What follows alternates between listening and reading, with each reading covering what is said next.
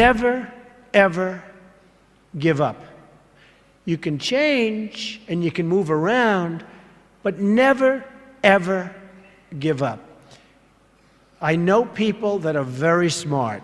They went to the Wharton School of Finance with me. I know other people that aren't as smart, and those people are the top people in industry today, and they just were tougher. They didn't give up. And the smart ones had everything on their plate. They'd always come in with the A+ on the tests and the good boards and everything else. But when they ran into problems, they didn't know how to solve the problems like the guys that weren't as good. And it's very seldom that you see something other than this happen. So never, ever give up.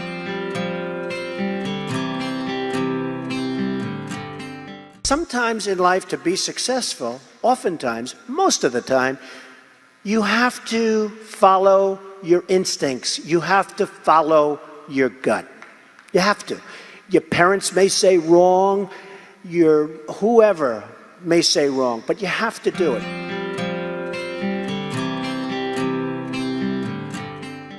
A lot of that is all in the details. You've got to be into the details, because if you're not, they'll come back to haunt you. So oftentimes, life is in the details. Well, business also is in the details. You have to be very careful. You have to watch the dotted I's, because you can really lose tremendously if you don't watch those details. So we discussed that, and as Robert likes to say, probably more than I do, that's the little finger. But it's all about the details. It's very important. Right.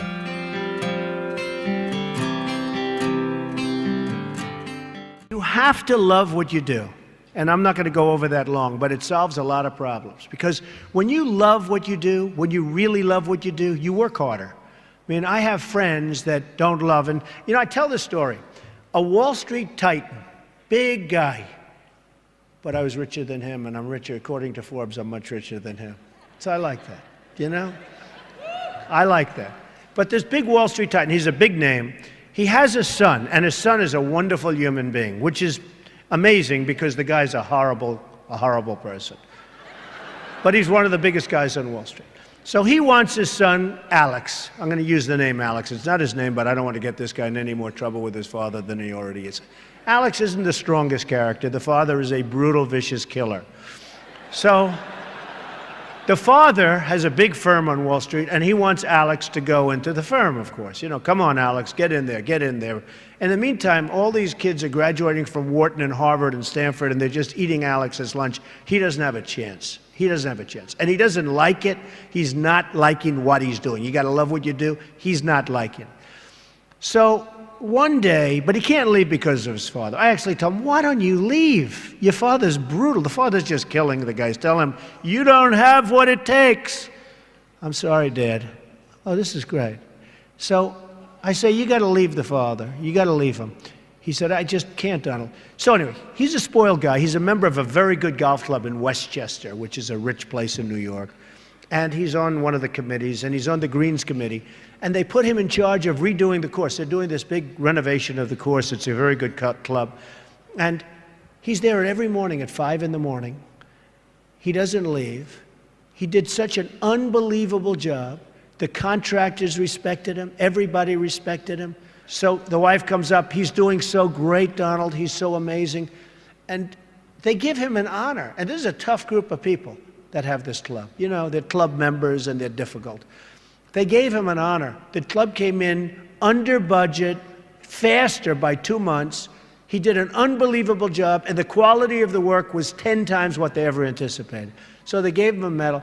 I said, Alex, you ought to go and do this for a living. You ought to be a builder, whether it's houses or clubs or golf courses, renovation or this. Oh, my father would go crazy. He'd never let me. So Alex went back to Wall Street, where he was miserable, and a year later he quit. And he started doing renovations of houses and clubs and different things. And he's doing great. So you've got to love what you do.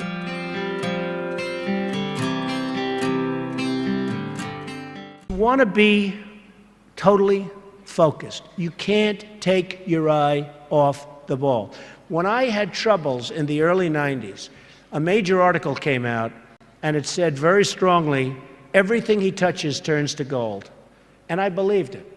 So I'd go out with models at night instead of working.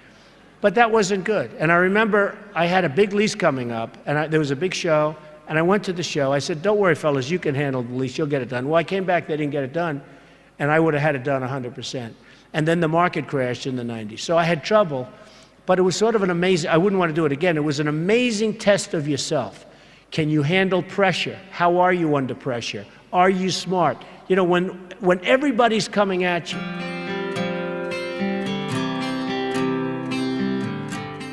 Many people have been asking about my desk and the fact that I have so many papers on my desk. It's actually very neat. I know where everything is, but if you look around, I mean, there's a lot of stuff. The fact is, I'm busy. I always notice that busy people, people that are very successful in many cases, have a lot going on their desk. I have papers from deals. I have papers from just about everything. I like to read up on things. I like to study what I'm doing.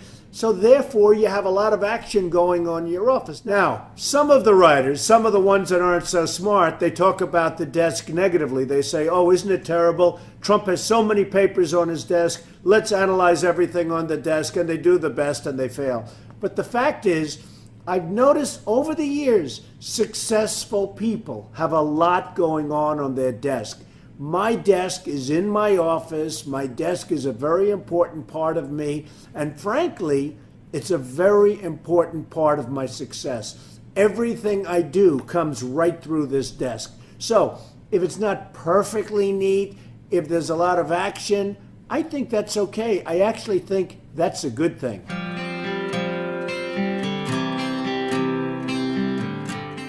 Gary Player, the great golfer, he was a little guy, very little, but he worked really hard.